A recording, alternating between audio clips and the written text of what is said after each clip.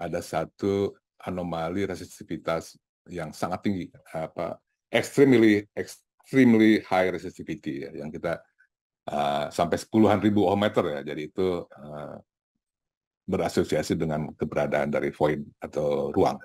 Mensurvei lebih jauh keberadaan ruang ini, kita melakukan survei geofisik yang 3D di sini dan memperlihatkan memang ada ruang ya. Khususnya yang besar ini adalah di antara teras 1 dengan teras 2 dan ukurannya cukup besar. Dan dari hasil survei seismik tomografi, keberadaan ruang itu yang dicirikan oleh extremely high resistive anomali kalau di geofisik, kalau di seismik tomografi itu berkorelasi dengan low velocity anomali.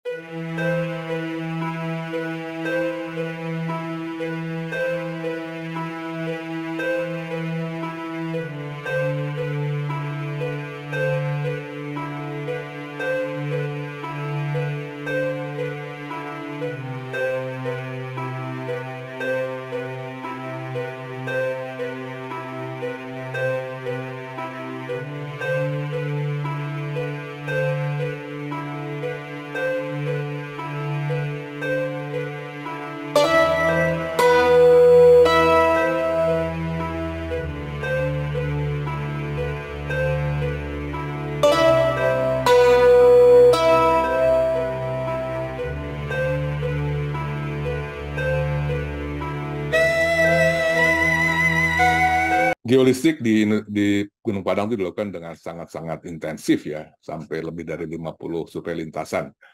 Ini perlu kita apresiasi, ini tim geolistik itu ya, karena untuk satu lintasan saja biasanya kita butuh waktu sampai 1 harian itu ya, dan kita harus turun naik bukit Gunung Padang untuk membentangkan kabel, mengukur, memasang elektrodanya, kita running, setelah itu kita harus cabut lagi elektrodanya gitu ya. Jadi kalau dikompakan seluruhnya ini memakan waktu sampai 2 bulanan hanya untuk survei geolistik saja. Kemudian geolistik ini juga memperlihatkan dengan tegas juga seperti juga GPR bahwa kira-kira struktur Gunung Padang itu ya itu. Jadi di intinya itu ada massif andesit, kemudian dilapis oleh perlapisan yang sejajar dengan permukaan dari andesit itu dan juga permukaan tanah begitu ya. Ada cukup banyak detail yang kita bisa diskusikan, tapi untuk pagi ini kita singkat saja. Dan ada juga penampakan yang penting bahwa dari geolistik ini kita melihat ada satu anomali resistivitas yang sangat tinggi, extremely high resistivity ya, yang kita sampai puluhan ribu ohmmeter ya. Jadi itu berasosiasi dengan keberadaan dari void atau ruang. Sehingga untuk mensurvei lebih jauh keberadaan ruang ini, kita melakukan survei geofisik yang 3D di sini dan memperlihatkan memang ada ruang ya. Khususnya yang besar ini adalah di antara teras 1 dengan teras 2 dan ukurannya cukup besar. Jadi EHRA itu adalah extremely high resistive anomaly. Tidak sampai situ, kita masih penasaran, kemudian kita melakukan survei seismik tomografi, timnya Mas Bagus ini. Dan dari hasil survei seismik tomografi, keberadaan ruang itu yang dicirikan oleh extremely high resistive anomali kalau di geolistik, kalau di seismik tomografi itu berkorelasi dengan low velocity anomali atau sekitar 200 sampai 300 meter per second, yaitu kecepatan seismik di udara ya. Dan kita sudah korelasikan seluruh data yang ada, mulai dari data bor, kemudian data GPR, data geolistrik, data seismik tomografi.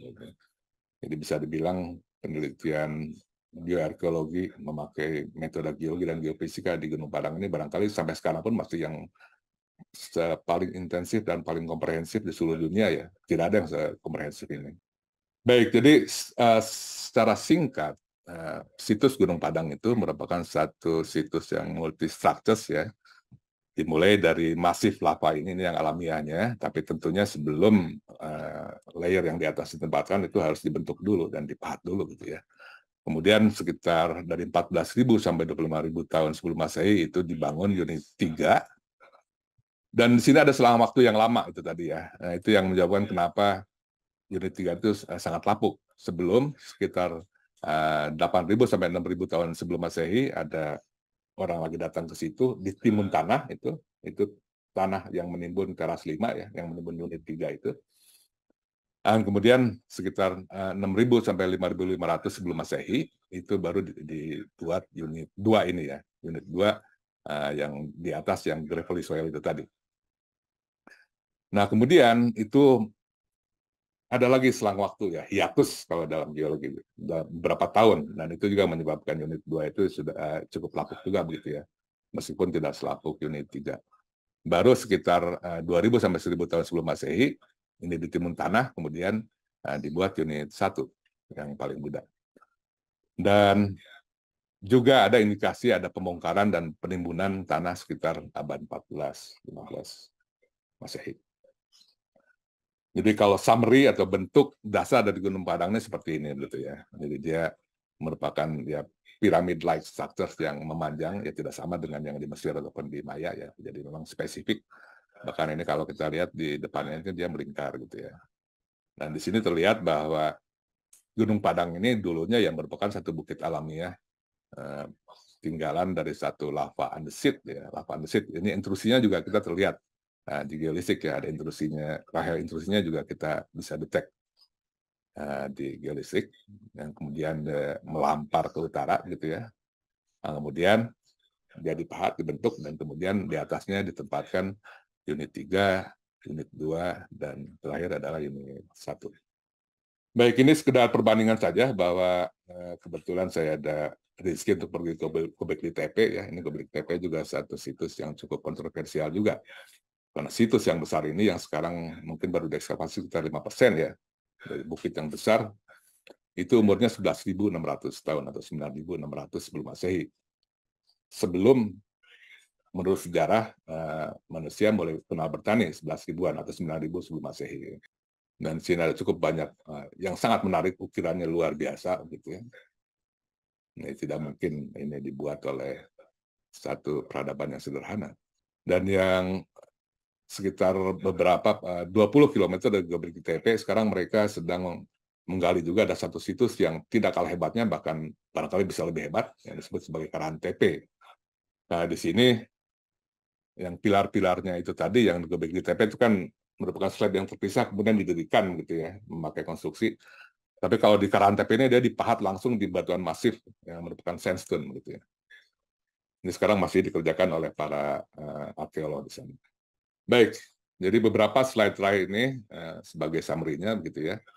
Jadi kita sudah mendiskusikan tentang sejarah alam sejak zaman es, ini yang menjadi fokus kita ya. Kemudian keberadaan dari Younger Dryas ini yang diduga meskipun masih kontroversial sekarang, ada bencana besar di situ, itu mass extinction juga yang terjadi. Dan Younger Dryas ini ditandai oleh kenaikan muka air laut yang tajam atau kenaikan temperatur yang drastis.